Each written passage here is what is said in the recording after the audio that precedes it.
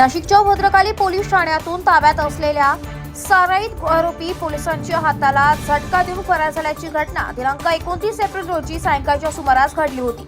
याबद्दल अधिक माहिती अशी की प्राणघातक हल्ला प्रकरणातील सराईत आरोपीने भद्रकाली पोलीस ठाणे आवारात पोलिसाच्या हाताला झटका देऊन एका दुचाकीवर फरार झाला। या संपूर्ण घटनेचा सीसीटीव्ही देखील समोर आलाय। या आरोपीचे नाव क्रिश शिंदे, वय 19, राहणार भद्रकाली नानावली हा 2 दिवसांपूर्वी काठेगल्ली भागातील तपोवन रोड अमोल हिरवे यांच्यावर तिघांनी दगड आणि कोयत्याने मारहाण करून जीवे ठार मारण्याचा प्रयत्न केला होता। पोलिसांनी कारवाई करत क्रिश शिंदे यास ताब्यात घेतलं होतं। भद्रकाली पोलीस ठाण्याचे कर्मचारी त्याला कोठडीत नेत असताना त्याने पोलिसांच्या हाताला जोरदार झटका देत बाहेरच्या दिशेने पळ काढत प्रवेशद्वाराबाहेर उभा असलेल्या साथीदाराच्या दुचाकीवर बसून दोघांनी पोलीस ठाण्यासमोरून पळ काढला। पोलीस कर्मचाऱ्यांनी त्याचा पाठलाग करत त्याला धरण्याचा प्रयत्न केला, मात्र तोल गेल्याने कर्मचारी देखील पडल्याचा व्हिडिओमध्ये दिसत, ज्यामध्ये पोलीस कर्मचारी देखील जखमी झालाय। या घटनेनंतर तत्काळ पोलिसांनी संशयित आरोपीचा शोध घेण्यासाठी पथके रवाना केली होती।